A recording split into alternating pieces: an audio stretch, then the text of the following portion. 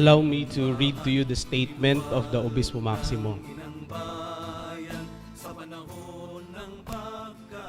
Iglesia Filipina Independiente, Obispado Maximo.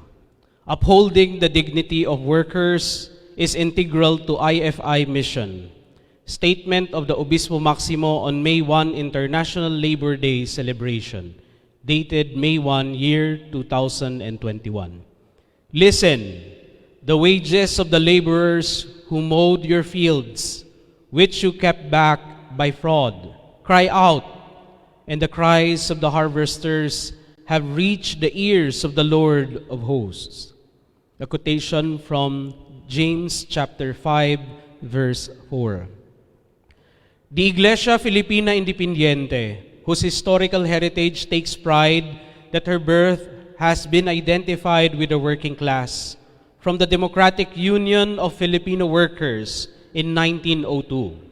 This highlights the inseparable connection of the IFI from the Filipino working class, which gives her the strong resolve to make integral in her mission the pastoral concern and aspiration to pursue its journey and pastoral ministry for and with the poor, oppressed, and struggling workers.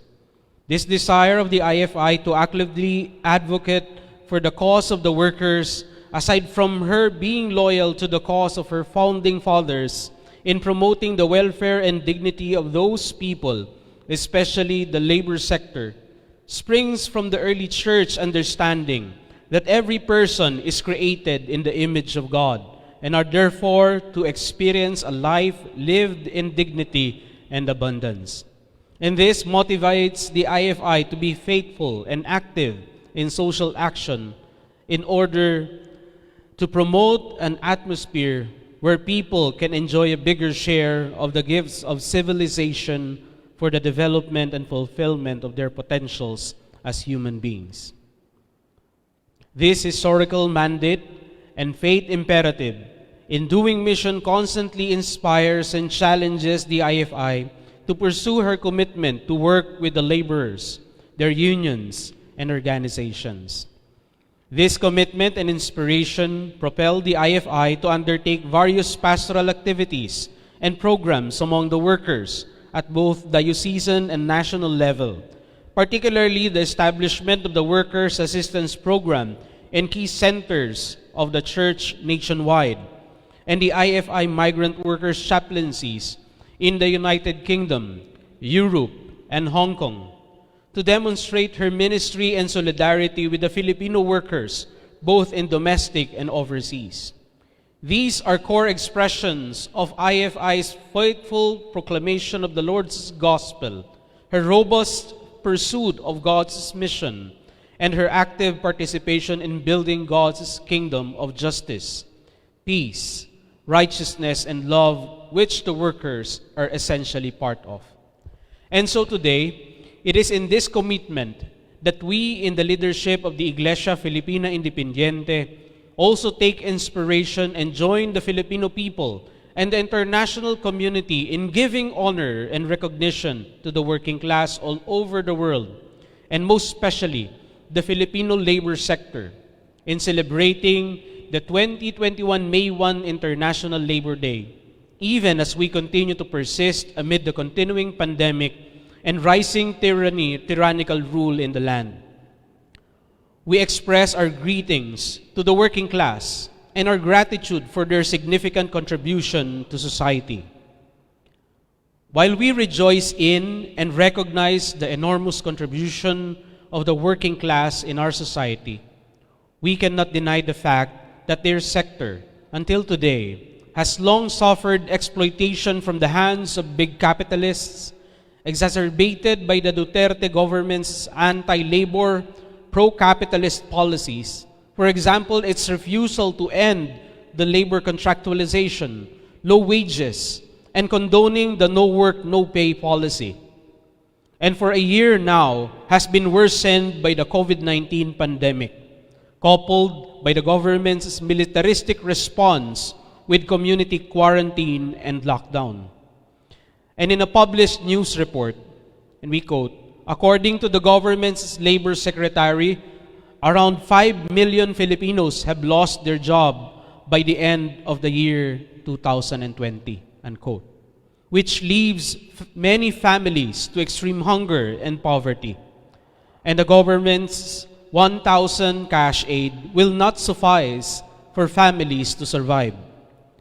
It is also devastating to note that while government hospitals can no longer accommodate COVID-19 patients due to the ballooning numbers of infected persons, much worse is, according to Kulisang Mayo Uno, among those infected with COVID-19 were workers ranging from ages 20 to 49, which only shows their vulnerability and the government's lack of health security for its working class. It is more terrifying and infuriating that amidst this dreadful situation, the onslaught and attack against the people by the tyrannical rule of the Duterte government with its Red Scare tactic through its security forces and NTF-ELCAC, which is responsible for the continuing surveillance, harassment, vilification, and red tagging of human rights activists, labor union leaders, and even church leaders. The government's brutal counterinsurgency officers cannot distinguish armed rebels from legal dissenters, but instead disrespects the people's right to legal dissent with its illegal mass arrests, brutal murder of labor leaders, and other human rights defenders. We lament the recently called Bloody Sunday, which led to the murder of 9 human rights activists and labor leaders, followed by 6 arrests and raiding spree by the state security forces, blindly following President Duterte's marching order to finish off the communists. The government, instead of developing a more efficient medical response to manage the health crisis, rather continues to waste people's taxes and public funds in its delusion to end the insurgency in the country by terrorizing the people.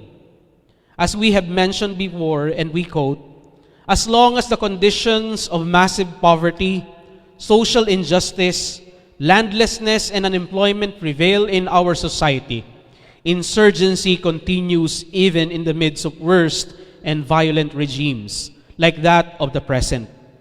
Because thousands of Filipinos will struggle for the cause of genuine change and will seek for the bright hope in a better life," unquote. From the Obispo Maximus statement dated December 3, year 2020. Believing that there is still a sense of decency that is left among the legislators, we reiterate our call on the Senate and Congress to defund NTF-ELCAC that only wastes government funds to subsidize its unconstitutional activities and reallocate the budget instead to increase social health services for poor and impoverished communities, to have free and safe access to COVID-19 vaccine, for wage relief and subsidy for workers and farmers.